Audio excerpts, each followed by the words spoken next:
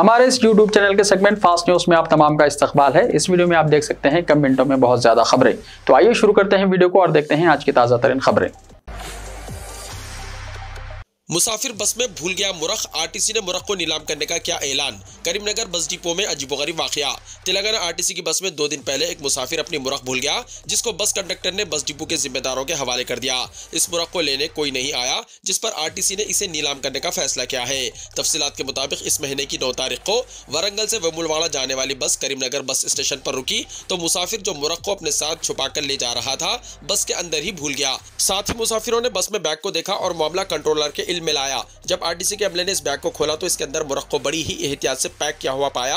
RTC के अमले ने इसे महफूज करने के लिए करीमनगर 2 डिपो में मुंतकिल किया। 3 दिनों से आरटीसी अमला मुरख की देखभाल कर रहा है। चूंकि मुरख के मालिक का इसे लेने के लिए आने का कोई इम्कान नहीं है, जिसके पेश नजर इसे नीलाम करने का फैसला किया गया। नीलामी का वक्त जुमे को सहपहर 3 बजे मुकर्रर किया गया है। तेलंगाना के सरकारी मुलाजिमीन के लिए खुशखबरी। तेलंगाना में सरकारी मुलाजिमीन की तनख्वाहों में इजाफे के लिए इक़दाम शुरू कर दिए गए हैं। रियासत में सरकारी मुलाजिमीन की तनख्वाहों पर नजरसानी के सिलसिले में सरकारी मुलाजिमीन की तजावीज़ हासिल करने के लिए महकमेवारी इजलास मुनक्किद किए जा रहे हैं। PRC कमेटी की जानिब से इस सिलसिले में तमाम महकमों के जिम्मेदारों को मकतूबात रवाना किए जा रहे हैं। मुतल्लिक़ा महकमों में मुलाजिमीन की तादाद, उनके पे स्केल और दीगर तफसीलात के साथ इजलास में शिरकत करने की ओहदेदारों को हिदायत दी जा रही है। इस महीने की 19 तारीख को BR के भवन में 4 महकमों के जिम्मेदारान के साथ एक इजलास मुनक्किद किया जाएगा।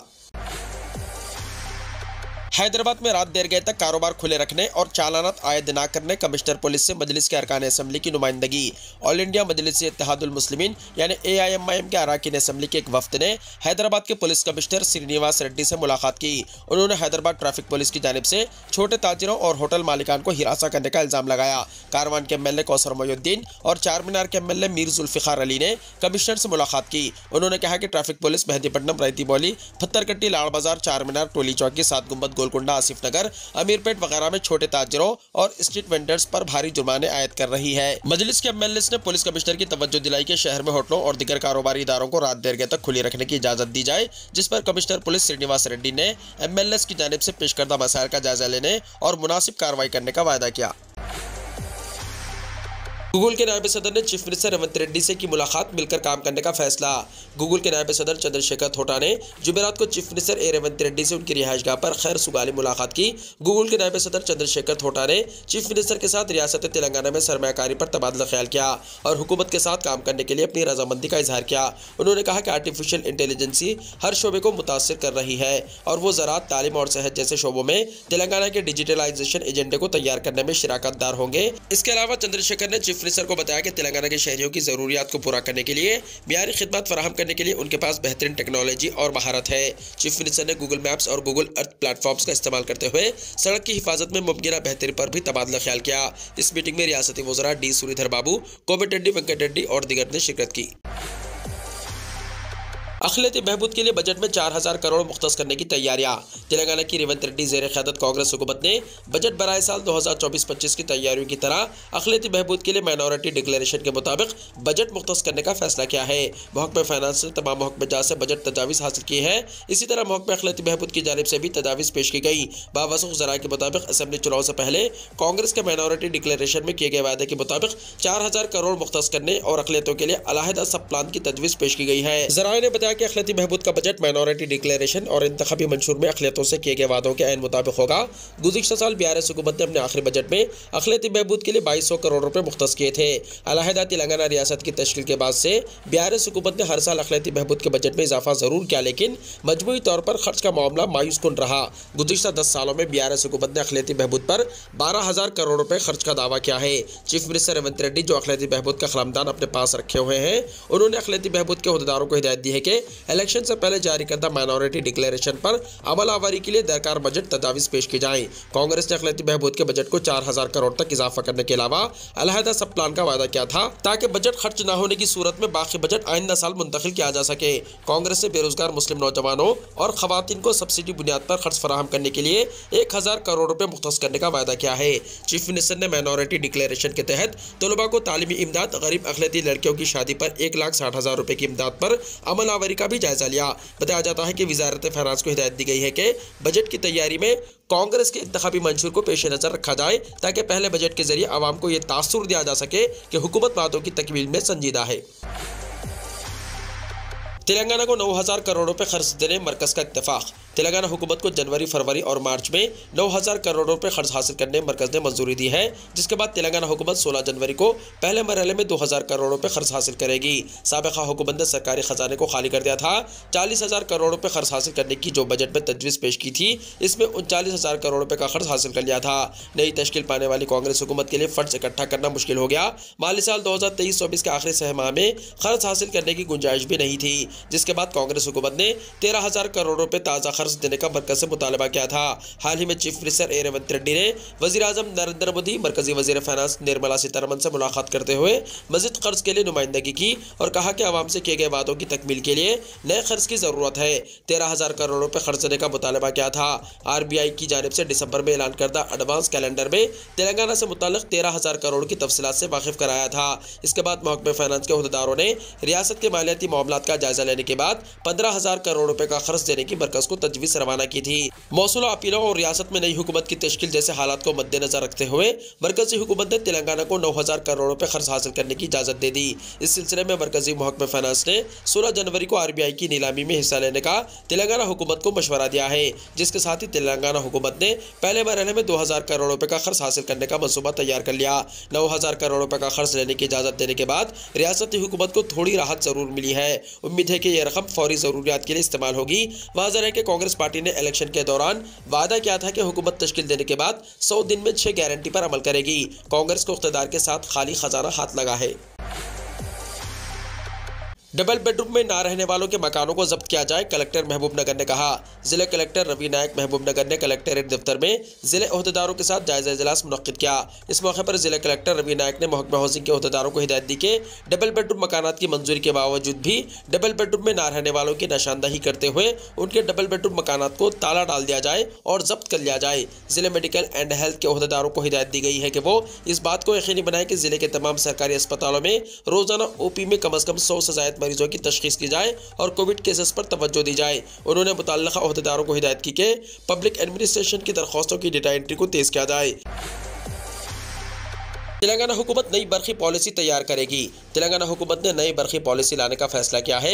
वज़ीर आला रेवंत रेड्डी ने कहा कि मुख्तलिफ रियासतों की मौजूदा पावर पॉलिसियों के तफसीली मुताला और तवानाई के माहिरीन से बातचीत और असम्बली में बहस के बाद एक जामे पॉलिसी तैयार की जाएगी।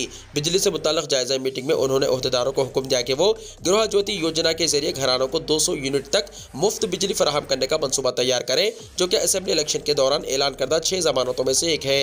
उन्होंने अहदेदारों को यह भी हिदायत दी है कि वो सरकारी शोबे में बिजली पैदा करने की सलाहियत को बढ़ाने का मनसूबा तैयार करें, मज़ीद पावर कंपनियों के क़याम के इम्कानात का मुताला करें और ज़ेर तामीर बिजली पैदा करने वाले नए प्लांट्स पर काम को तेज़ करें।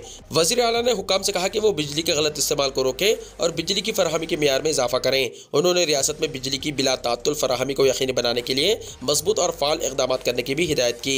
उन्होंने वाज़ेह किया कि हुकूमत किसानों को 24 घंटे मुफ्त बिजली फराहम करने के वायदे को पूरा करने के लिए पुरअज़्म है।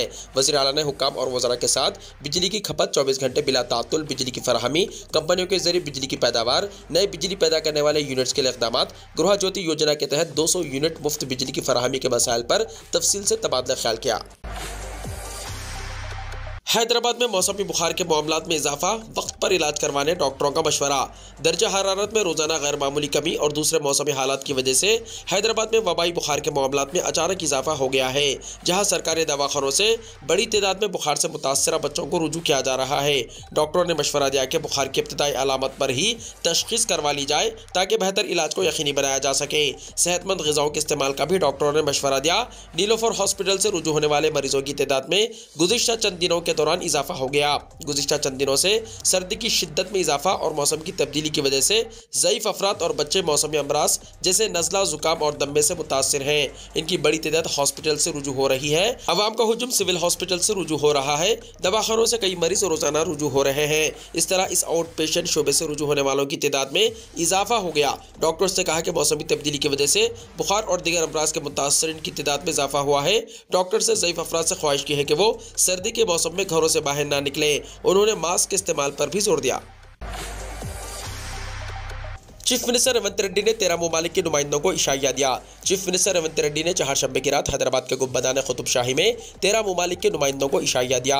इशाइया में यानी रात के खाने में अमेरिका, ईरान, तुर्की, मुत्तहदा अरब अमारात, बरतानिया, Japan, Thailand, Germany, Sri Lanka, Bangladesh, Australia, France और फिनलैंड के नुमाइंदों ने शिरकत की। चीफ मिनिस्टर रेवंत रेड्डी ने इस मौके पर उनका खैर मकदम किया और अपनी हुकूमत की तरजीहात की वजाहत की। उन्होंने कहा कि नई तश्कीलशुदा तेलंगाना हुकूमत तेजी से काम कर रही है।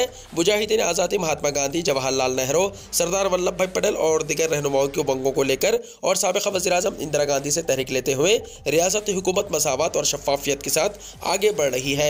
उन्होंने कहा कि तेलंगाना 6 ज़मानतों के साथ एक फलाही रियासत के तौर पर उभरेगी। उन्होंने कहा कि कांग्रेस हुकूमत तरक्की और बहबूद को एक साथ तरजीह देगी। उन्होंने कहा कि उनकी हुकूमत नौजवानों के मुस्तकबिल और सनती तरक्की के लिए पुरअज़्म है। उन्होंने मुतल्लिक़ा ममालिक से सनती सरमायाकारी से मुतल्लिक़ मौक़े से फ़ायदा उठाने की अपील की। उन्होंने कहा कि उनकी हुकूमत तमाम ममालिक के साथ अच्छे ताल्लुक़ात बरकरार रखने की कोशिश करेगी। उन्होंने तेलंगाना को सनती तौर पर तरक्की देने के लिए आगे आने को कहा। चीफ मिनिस्टर ने इसके लिए मुनासिब हिदायत देने की अपील की।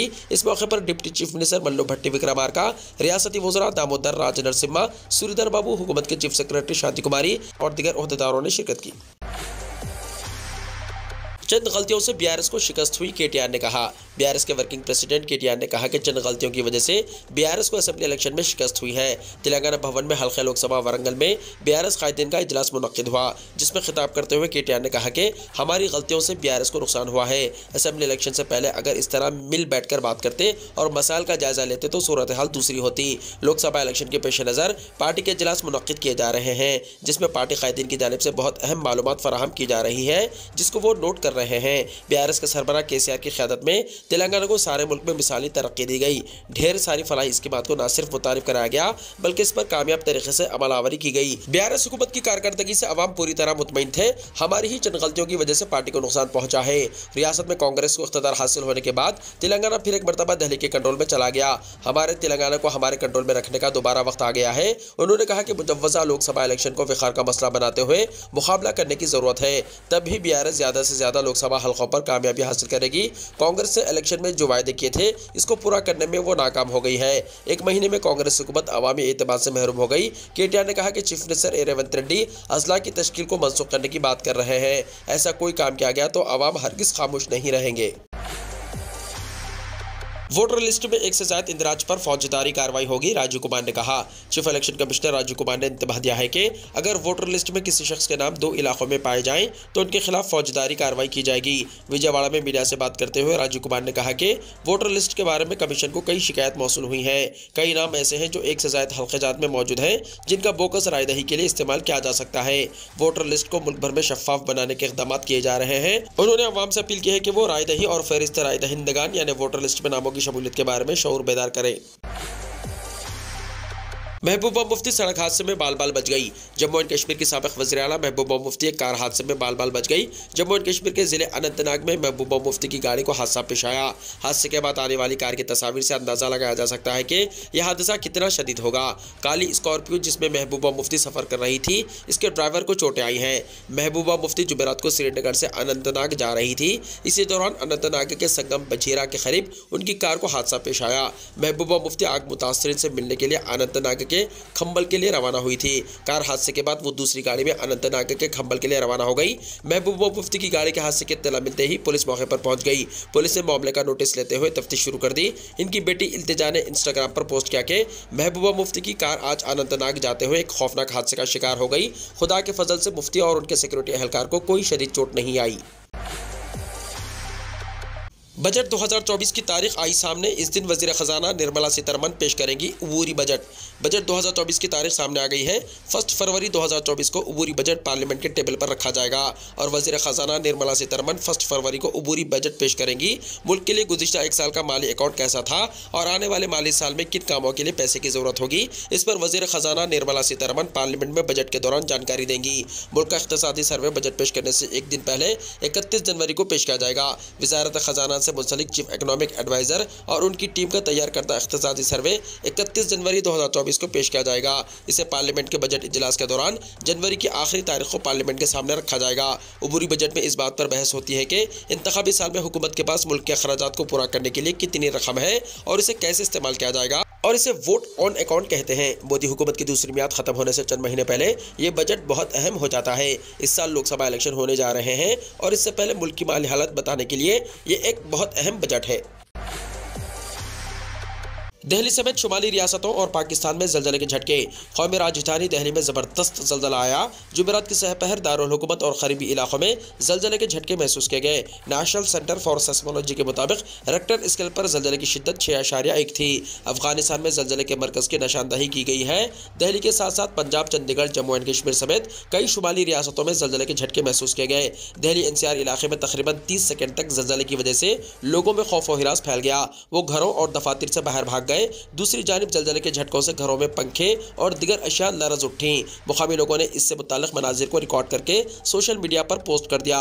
पड़ोसी मुल्क पाकिस्तान में भी जलजले के झटके महसूस किए गए। पाकिस्तान जियो न्यूज़ ने इंकशाफ किया है कि लाहौर, इस्लामाबाद और खैबर पख्तूनख्वा समेत कई इलाकों में जलजले के झटके महसूस किए गए। सऊदी अरब में मुनफरिद इकामा के लिए 5 नई कैटेगरीज मुतारिफ कराने का फैसला। विजन 2030 के अहदाफ के हुसूल करने में मुमलिकत का एक और कदम, जिससे सऊदी अरब में मुकीम या आने वाले गैर मुल्कियों को फ़ायदा होगा।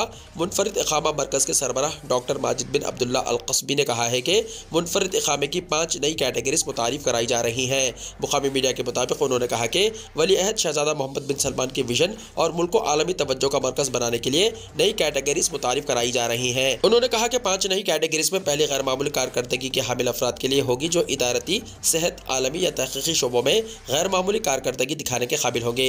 दूसरी कैटेगरी हुनरमंदी की बिना पर होगी और इसमें जो सकाफती या खेलों में या किसी भी शोबे में गैर मामूली हुनरमंदी दिखाने के काबिल होंगे। तीसरी कैटेगरी इन्वेस्टर के लिए होगी। चौथी तिजारती और 5वीं गैर मनखुला जायदाद की मिल्कियत के लिए होगी। उन्होंने कहा कि मुनफरिद इकामे के हामिल अफराद को सऊदी अरब में रिहाइश और काम करने के अलावा दिगर कई सहूलतें हासिल होंगी। गुज़िश्ता एक महीने में कोरोना वबा से 10,000 हलाकतें। आलमी दायरे सेहत ने कहा। आलमी दायरे सेहत ने कहा कि दिसंबर की तातीलात के इज्तिमात के दौरान कोविड-19 तेज़ी से फैला, जिसकी वजह से आलमी सतह पर गुज़िश्ता एक महीने में तकरीबन 10,000 लोगों की मौत हुई। WHO के सरबराह टेड्रोस एडोम गिब्रिस के मुताबिक गुज़िश्ता एक महीने के दौरान दुनिया के तकरीबन 50 मुल्कों में कोरोना वबा से मुतासर मरीजों के अस्पतालों में दाखिल होने की शरह 42% रही। यूरोप और अमेरिका की तरफ से फराहम करदा मालूमात के मुताबिक ये रुझान इन्हीं 2 खित्तों में देखा गया। जेनेवा में सहाफ़ियों से बात करते हुए गिब्रिस ने कहा कि अगरचे एक महीने में 10,000 अमवात वबाई मर्ज के उरूज से कहीं कम है, लेकिन अमवात की यह सतह जिसे रोका जा सकता था काबिल कबूल नहीं। उन्होंने कहा कि यह यकीनी है कि अमेरिका और यूरोप के अलावा दूसरी जगहों पर कोरोना केसेस बढ़ रहे हैं जो रिपोर्ट नहीं किए जा रहे हैं। WHO के डायरेक्टर जनरल ने हुकूमतों से निगरानी जारी रखने और इस मर्ज के इलाज और वैक्सीन तक मुसलसल रसाई फराहम करने का मुतालबा किया। वीडियो को लाइक शेयर कीजिए और हमारे इस YouTube चैनल को सब्सक्राइब करते हुए इसके बेल आइकॉन को प्रेस कर लीजिए ताकि ऐसी ही ताज़ा तरीन खबरों का नोटिफिकेशन सबसे पहले आपको मिलता रहे।